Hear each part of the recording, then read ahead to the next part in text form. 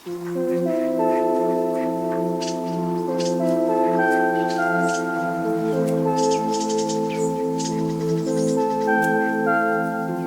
Everyone, আসসালামু আলাইকুম। সবাইকে ওয়েলকাম করছি নতুন আর একটা ব্লগে। আপনারা যে যেখান থেকে আমার ব্লগটা দেখছেন সকলকে জানাই আন্তরিক শুভেচ্ছা ও ভালোবাসা।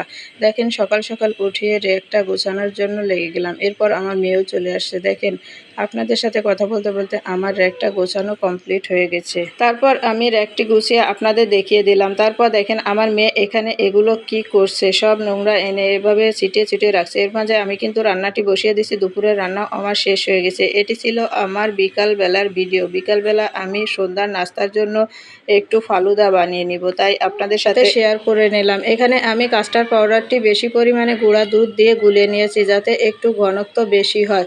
এখন আমি দেখেন দুধের ভিতর এটি দিব আর আস্তে আস্তে নাড়তে থাকবো, না হলে কিন্তু দলা বেঁধে যাবে। এর জন্য আস্তে আস্তে নাড়িয়ে এটি ভালোভাবে গুলিয়ে দিতে হবে।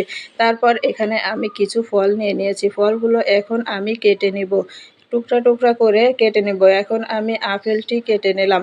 আপেলও কিন্তু আমি টুকরা টুকরা করে কাটবো আর একটু কম পরিমাণেই সব কিছু দিয়ে দিব। দিয়ে সব একসঙ্গে করলে কিন্তু অনেক বেশি ফল হয়ে যাবে। এর জন্য সব রকম ফল আমি নিয়ে নিলাম। আমার বাসায় যে ধরনের ফল ছিল সেটা দিয়েই বানিয়ে নিলাম। আমি কিন্তু এর জন্য বাইরে থেকে কোনো ফল আনি নাই। বাসায় যে ফল ছিল সেটি আমি কেটে নিলাম। দেখেন এখানে আমি নিয়েছি বাঙ্গি, আপেল, আঙ্গুর, তারপর এখানে আছে বেদানা, তারপর আছে কলা। এগুলো আমি বাসায় যা ছিল তাই নিয়ে নিলাম। নিয়ে আমি এখন ফালুদাটি রেডি করে নেব। এর জন্য একটি বাটিতে আমি দুধের যে এটা রাখছিলাম এটি ঢেলে নিলাম। তারপর আমি লুডুস আর সাবুদানা সিদ্ধ করে রাখছিলাম সেটি এখন আমি একসাথে নিয়ে নিলাম। নিয়ে যে ফলগুলো কেটে রাখছিলাম সব ফলগুলো একসাথে মিক্সড করে নিলাম। এখন দেখেন আস্তে আস্তে আমি এটি কিন্তু মিক্সড করে নিব।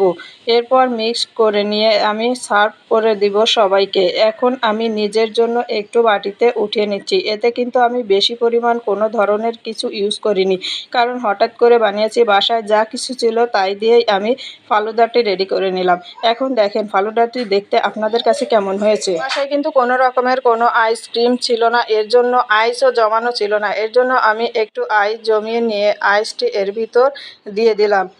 দিয়ে এখন আমি দেখেন একটু আইস দিয়ে নিলাম, কারণ আইসটিও বেশি পরিমাণ ছিল না। আর আমার ভিডিওটি দেখে যদি কারোর একটু হলেও ভালো লাগে প্লিজ আমার চ্যানেলটি সাবস্ক্রাইব করে দিবেন।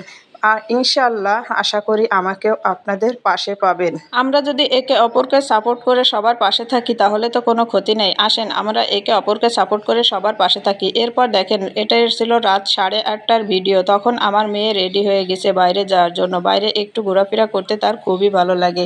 এর জন্য আমি যখন সময় পাই মেয়েটিকে নিয়ে বাইরে নিয়ে একটু ঘুরিয়ে নিয়ে আসি। এর জন্য এখন কিন্তু রাত অনেক হয়ে গেছে, তারপরও বললাম চলো তোমাকে ঘুরিয়ে নিয়ে আসি। এর জন্য সে রেডি হয়ে বলছে আমি এটি নিয়ে যাব। Thanks for watching my video.